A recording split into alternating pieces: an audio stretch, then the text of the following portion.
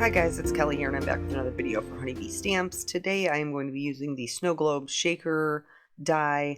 I showed you the pretty poinsettias, but I didn't end up using them. I did, however, use the artsy angel. And today we are going to be making something different than a card. We are going to be making a completely clear see-through ornament in a way that only I can do it, i.e. I messed it up and then showed you how I fixed it. So here I'm using some metallic gold paper, cardstock, metallic gold cardstock, and I'm cutting out 2 of the outside frame. For the inside pieces, I am cutting out 2 pieces of acetate. I'm using Hero Arts, but feel free to use whatever you would like. I am also cutting out 4 of the frame pieces from just plain white cardstock so that I don't have to try to cut these thin pieces of foam to create my shaker. I'm going to use this cardstock as my buffer to create the difference between the panels. So here, what I'm doing is I knew that I wanted there to be like snow at the bottom, and I wasn't going to completely fill this shaker, especially being as I was only going to have the width of those 4 sheets of cardstock. So I am going to create like a little snow drift at the bottom. And here I'm just doing it on regular white cardstock to kind of create a template. You could do the snow and then cut it out with your dies. That would work as well. I didn't. I cut out a template and then I'm just going to trace this onto some glitter paper. And because this ornament is completely clear, I want to be able to see the image from the front and the back.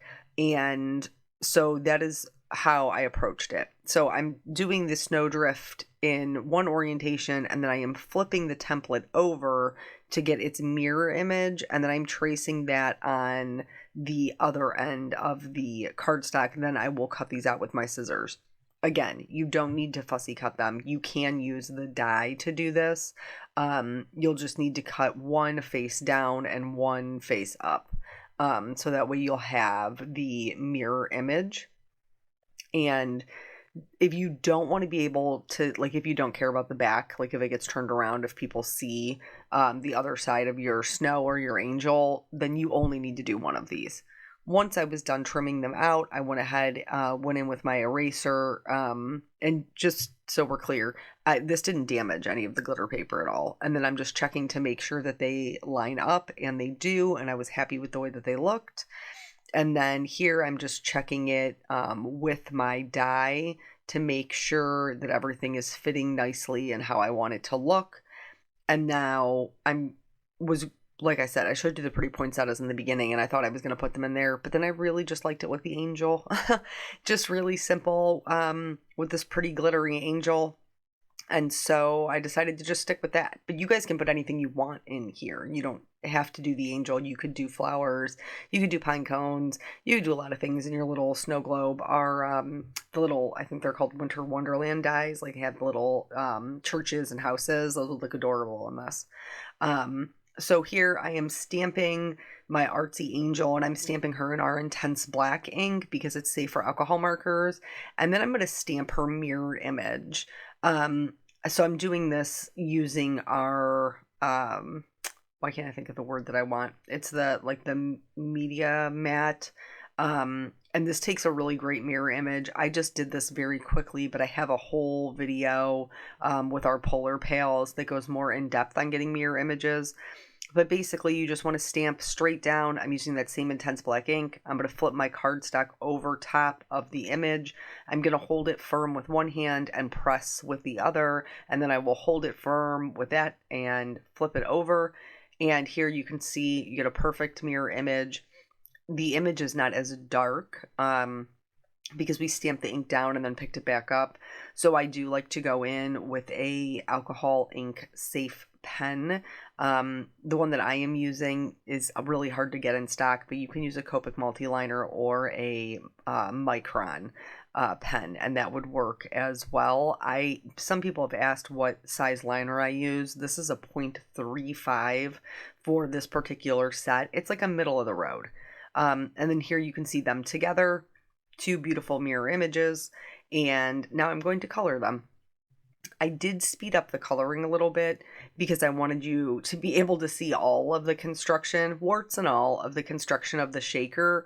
But again, I have used this stamp before, which is like a more slowed down version of the coloring.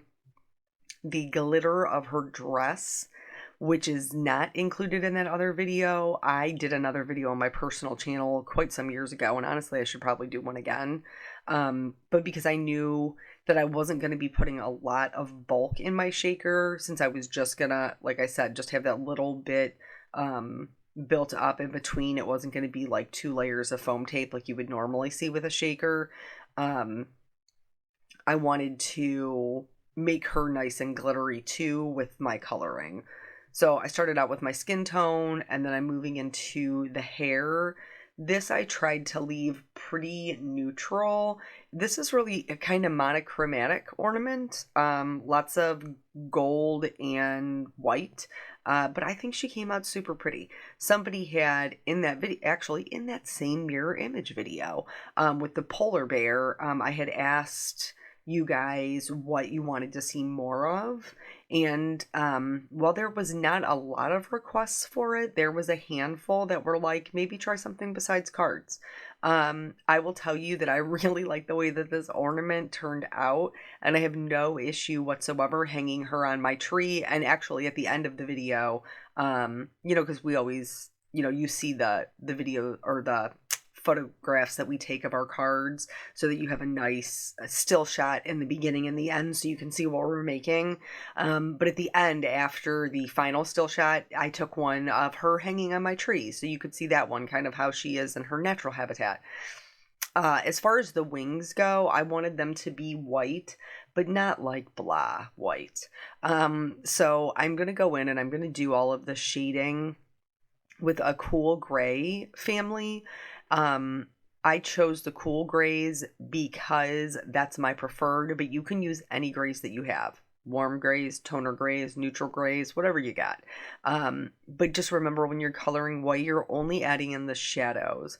So I am following the lines that the illustrator gave me, and I'm keeping everything super, super tight. I'm just doing little lines, sometimes extending past out the black lines that are drawn, but I'm leaving a ton of white in there because I want her wings to look white. I just don't want them to be a flat white. Then once I get through all of the gray, I'm going to go in and add some blue because it's a really nice complement to gold. Also, it's my boyfriend. Blue is my boyfriend. I love blue. But I do think that it is a very nice complement to the gold, and it's not like overtly blue. It's not in your face, but it just gives it a little bit of a different tint to the wings than just plain gray. And you can see from the blues that I chose, it's like a blue 000, a 00, and an 02. They're not really dark. Like, they're just not. They're definitely on the paler side. And I am not extending them out except for that B 000. That one I will go in and extend out a little bit more, but for everything else, all the other blues, I'm just going right over the grays that are already there. I hope that makes sense. So you guys asked asked for the ornament, and like I said, I think she's beautiful on the tree. I have no issue with how she turned out at the end. However, I do not foresee myself making another one of these in the future. Maybe because I think maybe I got overambitious, I think is what happened. And honestly, like, I was going to try to put lights in this. I was going to try to put lights behind her head. If I could have found my little press lights, I would have. But I searched all over my craft room and I couldn't find them. And it was in the middle of the night when I was making this. So it was too late to call my sister and be like, hey, where'd you put my lights when we cleaned the craft room? But I do think she'd look super cool with lights. So this is my yellow combination. If you are a avid watcher, you may notice that normally my mid-tone yellow is a Y08, and this time I used a Y19. just going to be real with y'all, they're basically the same color, and I didn't want to refill my marker, so I just picked the Y19. But if you own a Y19, you don't need an 08, and if you own a 08, you don't need a 19. I purchased both of them before I purchased the hex chart. And if you're not familiar, Google Sandy Allnock's hex chart. It's brilliant. She took so much time putting it together, and it's by actual color instead of number, so you can see how close they are together. And I promise you, this 19 and this 08 are almost identical. You do not need both of them. Unless you have full set syndrome, then no judgment on my part. I totally get that. So going through and adding the shadows to the angel, I am coloring her just like I normally would in the beginning to get all of my shadows laid down correctly, get good blending and color saturation before I go in and do the technique to make her look glittery. So, you know, her hands are in front of her chest, so her chest is going to be darker. The part of her arm that is behind the arms crossed in front will be darker. She has this drape of fabric over top, so that will have more of a highlight, where the underneath, like the underlay of her dress, will be darker. And then down at the bottom, there's two lines that are already drawn in to give her dress kind of like a flowy look. And all I did was accent those with some shadows. And then on the in-between, I drew like a little bit of a triangle, again, just to give it a little bit more shape and movement. So any point where two things meet, any point where one object lays on top of each other, that's where you want to like add your shadows in. And the one just right up like on that top piece of fabric, you can see that I added my own shading there, and that was again just to give it a little bit more movement. If you left those off, it would not be disastrous. It would totally be okay. And now I like to go lightest to darkest, darkest to lightest. I'm moving back out to my lightest color at this point, so I'm filling in more and more of that dress. And again, if you're happy with the way it looks at this point, then just stop. There's many things that I have colored exactly the same way, and this is where I would stop. I've used my blend, I've got good movement, I'm happy with the shading. But because I wanted her to be extra, that is why I did the glittering dress. Just to give her, because she's by herself in this Snowglobe. She is my focal point, so I wanted her to be super fancy. How am I going to get that glitter? I'm going to use stippling. And so I'm going to go in with my darkest color and do the stippling in the darkest areas. And then the next color, I will stipple over. The stippling, by the way, is just a series of small dots. I will go over my darkest stippling and then extend it out. And I will do that for every consecutive color. So when I move on to that Y19, I will go over the E99, the Y24, and then extend it out with the Y19. The reason that that is important, especially with this technique, is because Copics are transparent, which means lighter colors will lift darker colors. And so by continually going over these dots with multiple colors, you are lifting some ink in some areas, and it's going to give you a multitude of values.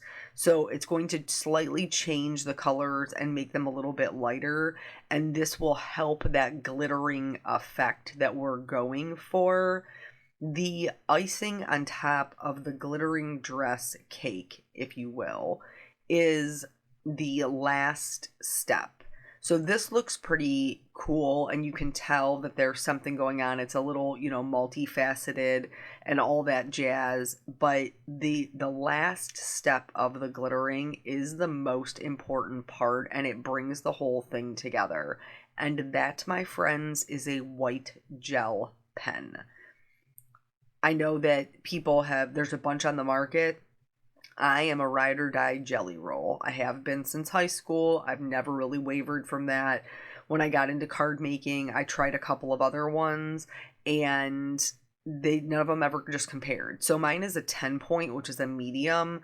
So the dot can be much bigger, but I go in with a very light hand when I'm doing this particular technique.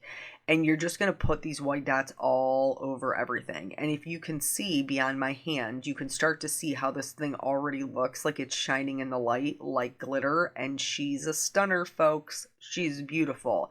She totally looks like this glittery angel, which is the whole point.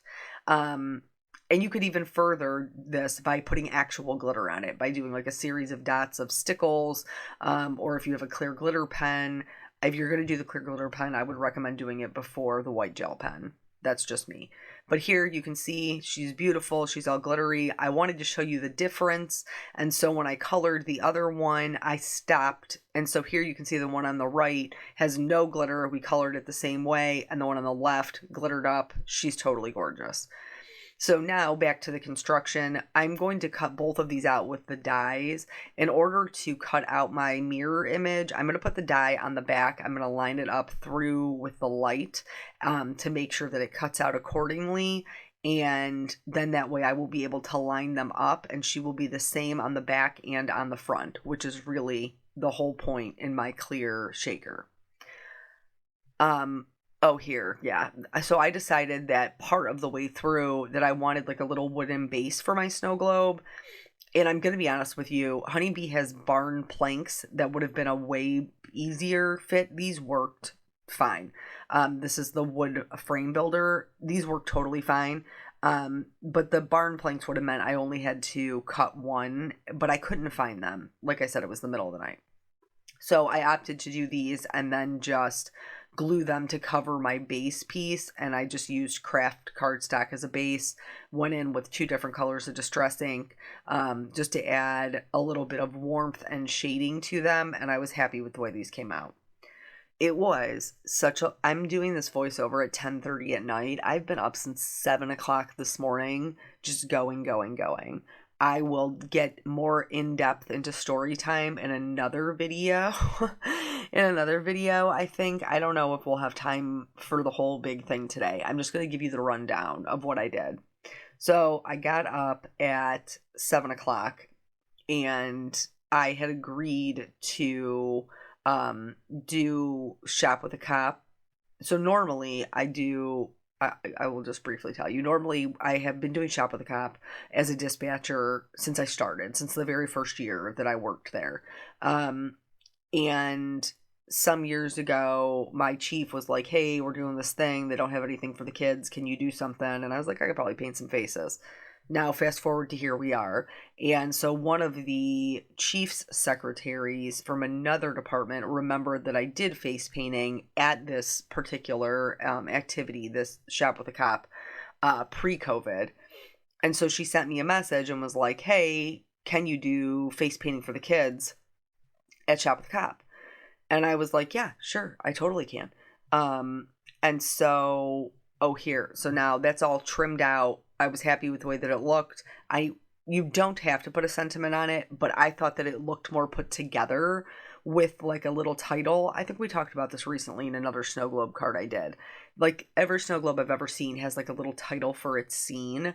And so I thought she needed one to finish her off nicely. So from that same artsy angel set, I picked the Hark the Herald Angels Sing. And I am stamping that on black cardstock in our brilliant white pigment ink, and then I am going to heat emboss it with a white detail pigment ink and cut it out with its companion die. So anyway, so I had Shop with a Cop this morning, and I had to be there by 8:30. So my husband very generously solo parented this morning so I could go do this. But then Peanut had a basketball game. We're back to basketball. It's that time of year. So I went and did Shop with a Cop. Directly from Shop with a Cop, I went to Peanut's basketball game. They were running late by quite a bit. And so, wait, we have to go back to the card. So now here's all my pieces, parts cut out.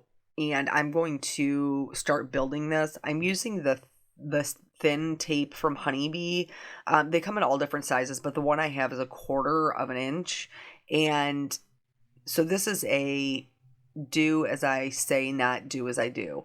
So originally when I started doing this, I was just like doing them in little pieces around the round part. That's the way to do it. You want to do small pieces where you're not pulling on the cardstock, because this die is cut with thinner edges. It's really easy to warp it by pulling on it. Like with your adhesive, not just by pulling on it with your hand, but like with your adhesive. And so I think that was where I started to go wrong, is I was pulling it as I was laying down the adhesive, and it didn't line up perfectly. But I'm pretty sure that was my own doing, because I have used this shaker before with the Pretty Poinsettias, in fact, and I did not have that issue. And then I used that, I think I did it with foam that time. So anyway, I'm adhering both of these gold frames to their acetate pieces. So one gold frame on one acetate piece, one gold frame on another acetate piece. And then I am going to put in my snow drift. So again, one on each side, like the back and the front. Let's call them the back and the front. I think that makes more sense. So I'm going to put one snow piece down here. I'm going to lay it in place, make sure that everything lines up on the flip side. And then I will put the other piece on the second one after I line it up. So I lined it up with the back of the ornament, and then I adhered my frame into place over the snow. So there's still two pieces. They're not glued together yet. Just wanted to make sure my snow was lining up. So then from here, we're going to start adhering those white pieces. Can you hear my dog just heavy snotting as she's coming up into this room? I have to leave the door. Normally I kick my dogs out, but I have to leave the door open because Caitlin is sleeping. And so I need to be able to hear her if she starts crying, and I need to stop my voiceover. So she just comes slobbering in and then slobbering out. So for the angel, I glued her together, but I didn't glue the bottom because I need to slide it over the snow as I'm showing you here.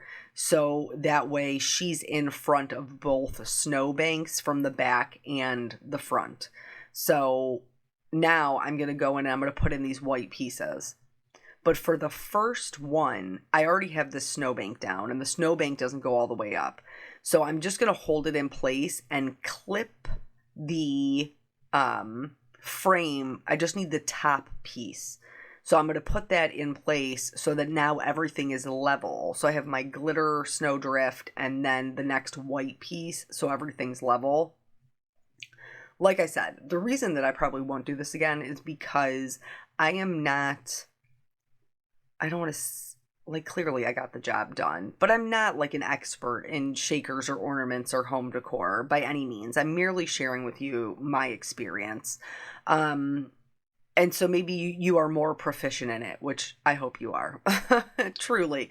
But I think that I made it more complicated than it needed to be. And I can admit that, because it's my first time doing it. So I think I did make it more complicated. So anyway, once I got that first piece down, then I could stack them up and have no issue. Now I can adhere my angel, and I'm only going to put her on one side at this point. So I slid her in behind the snow so that she's in front of the snowbank at the front of my shaker. And now I'm going to fill it. So I use some of this Earth Safe glitter. This is from Hero Arts, and the one that I chose to use is just called Iridescent. It's just like a white glitter. And then I'm going to use some of the small, they're just white, I think they're the 4mm white sequins. And then I use some bigger ones, and I think the bigger ones are a little bit of a mistake. Also, I think the amount of glitter I put in was a little bit of a mistake. Because remember, I knew I didn't have a lot of real estate. I didn't have a lot of gappage in between because I wasn't using the big, thick rolls of foam. Here is my huge mistake. I used liquid adhesive. Why did I do that? Honestly, I think I just defaulted back to what I know, and I like a liquid adhesive. Don't use that. Use the tape. Because here in about 5 seconds, now I'm sliding my snowbank up underneath my angel because that part isn't glued. And then I'm going to put my frame in place. Now this is my top frame, and then I'm going to adhere that down, and then I'm going to shake it around, and then you know what's going to happen? It's going to fall apart. True story. In 5, 4, 3, 2, 1. My glitter is falling out onto my work surface, and I do not realize it yet. Here, I realize it right now. I was like, oh, there's a gap. Oh, everything's falling out. Oh no. As Caitlin would say, uh-oh. So I went ahead and removed my top frame, and I can see that the glitter is way down where it's not supposed to be. I wanted to show you that you can save it with the items you've put in there. So I just took a clean dry paintbrush and I just scooped everything back to where it needed to go. But you can see this glitter is like way down where it does not need to be. And so I scooped it back all to the center. I ultimately ended up just starting over. I'm just being transparent. So I just dumped that stuff out. And then I went in, I used some low-tack tape to pick up as much glitter as I could from the areas in which I will be putting adhesive. So I'm just kind of sticking it all over to pick up that glitter so that the next time I go in with my adhesive, there's not going to be any issues about it sticking because the free like powder glitter is in the way. And then I did the other side as well. I don't know if I left that part in there, but I did do the other side also. I got a new piece of tape and then went in and cleaned up all my extra glitters. Now, I did the tape this time. I refilled it with my little shaker bits, and then I put it on top. And this time, it did hold.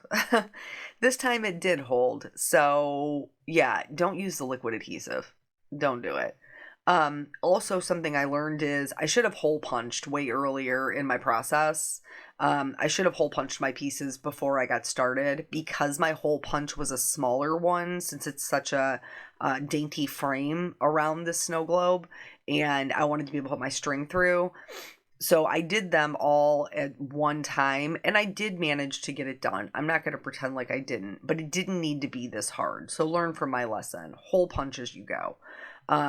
So I finally got that punched out, and then I just used some gold thread. I already have this. I have a gold, a silver, and an iridescent that I think I just picked up at like Joann's or something. It's just a little metallic thread. I mean, that's all it is metallic thread. So because I did all of this and I had to pull it off and put it back on, the metallic cardstock got a little like wonky, got a little dented, got a little funky. And so I wasn't going to take the whole thing apart again. I decided just cover it up. I'm going to mask it. So I cut 2 more gold frames, and that's what I'm doing here is I'm lining this up so I can get the hole in the correct place to hang the thread by it. And then I'm just going to cover it up. So, I mean, that just sometimes happens with metallic cardstock, because it is a little bit more sensitive to impressions and things like that. So this I felt comfortable gluing with liquid adhesive because it was just paper on paper. So that totally worked out fine. And then I threaded my gold thread through it. So anyway, so Peanut had his basketball game, so I went directly from painting faces to the basketball game. Caitlin was napping at the time of the basketball game, so my mom came over so Eric could come up to the game. And then we came home, changed clothes, took Caitlin to my parents' house, and then he and I went shopping for the kids for Christmas. Then we went to my parents, we picked up Caitlin, I came home, and he had to go into work because he's on call this week. So it's just been a very long day. So it's almost 11 o'clock now, and I'm like, wah. Like, I'm done for the day today. It's just been a long one. So thankfully tomorrow will not be as busy. Speaking of tomorrow, before I forget to mention, I am doing a live over on the Hero Arts channel. So I will put that in the community page if you want to check that out. But anyway, so here now I've glued down my wooden base. Now I'm going to put my little title of my snow globe on, and then that will finish her off.